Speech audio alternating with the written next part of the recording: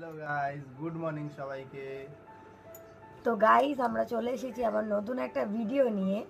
তো আজকে আমরা যাব হলো নর্থ কলকাতা, কারণ আজকে ওয়েদারটা খুবই ভালো।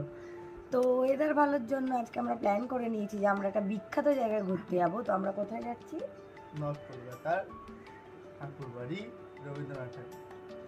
তো তোমরা এই ভিডিওটা না দেখলে বুঝতে পারবে না, তোমরা পুরো ভিডিওটা দেখো, তবেই তোমরা বুঝতে পারবে যে আমরা সারাদিন কি করছি ওখানে গিয়ে। তো চলো গাইস, আমরা যাওয়ার জন্য পুরো রেডি।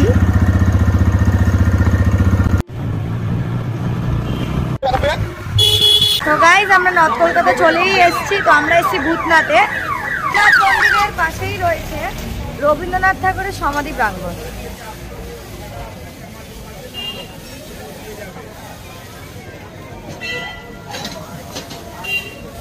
এটাই সেই সমাধি প্রাঙ্গণ।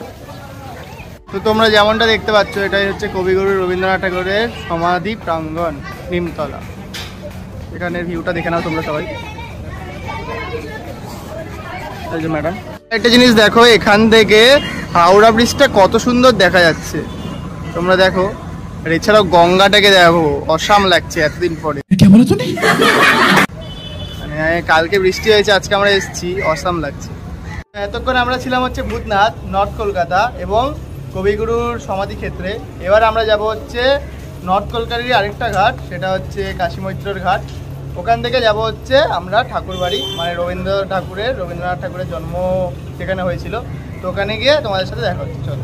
তো গাইস, এখন আমরা চলে এসেছি হচ্ছে কুমারটুলির ঘাট, মানে কাশী মৈত্রর ঘাট।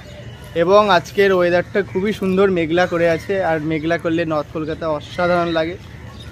আর কি বলবো, এইদিকে ম্যাডাম দোকান থেকে দাঁড়িয়ে পড়েছে, এই দেখো। अजीब जानवर है, कितना भी खाए फूका ही रहता। এই হচ্ছে বাউন্ডুলে, তোমরা দেখতে পাচ্ছ হয়তো, বাউন্ডুলে চায়ের দোকান। যদিও দোকানটা এখন বন্ধ, কিন্তু সে দাঁড়িয়ে পড়েছে, ভেবেছে হয়তো খুলবে। যাই হোক, চলো এবার আমরা যাব হচ্ছে রবীন্দ্রনাথের বাড়ি, ওখানে গিয়ে তোমাদের সাথে দেখা হচ্ছে।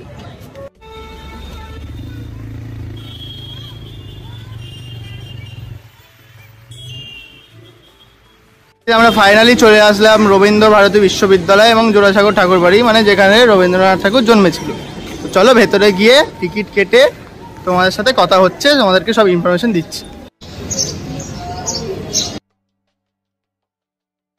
ছিল প্রথমে মৃণালিনী দেবীর রান্নাঘর, তারপর ছিল রবীন্দ্রনাথ ঠাকুরের জামা কাপড়, আসবাবপত্র, এছাড়া তিনি কোথায় শুতেন এবং তিনি কোথায় বসে আঁকতেন এবং কোথায় বসে লিখতেন এবং উনি কাদের সাথে যোগাযোগ রাখতেন, সব সেখানে তোমরা দেখতে পেয়ে যাবে। এছাড়াও কবিগুরুর যে হার্ট সার্জারি হয়েছিল, তো সেইটার একটা মডেল বানিয়ে সেখানে রাখা রয়েছে। এছাড়া রয়েছিল ওখানে আর্ট গ্যালারি, যেমন কাদম্বরী দেবীর আঁকা ড্রয়িং, নানান ধরনের তুলি, নানান ধরনের রং। তাছাড়াও তোমরা সেখানে পেয়ে যাবে জাপানিজ মিউজিয়াম, যেখানে জাপানিদের কিছু আসবাবপত্র সংরক্ষণ করে রাখা হয়েছে।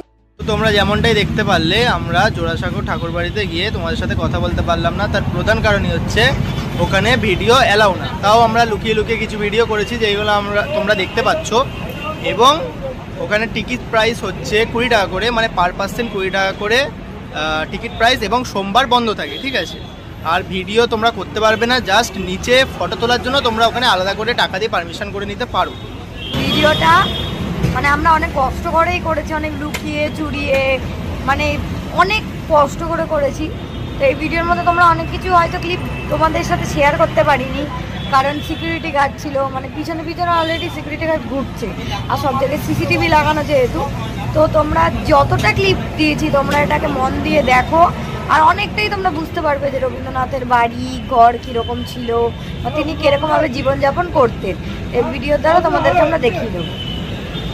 এছাড়াও তোমরা এখানে কি করে আসবে, এটা হচ্ছে তোমরা যদি আসতে চাও মেট্রো করে, তো সব থেকে সহজ এবং সুবিধা হবে। আমরা যদিও বাইকে করে গেছিলাম, যতীন্দ্র দাস পার্কে মেট্রো স্টেশনে তোমরা নামবে, নেমে একদম পেছন দিকে আসলেই একটুখানি তোমরা দেখতে পাবে রাস্তায় বড় বড় করে লেখা আছে জোড়াসাগর ঠাকুরবাড়ি।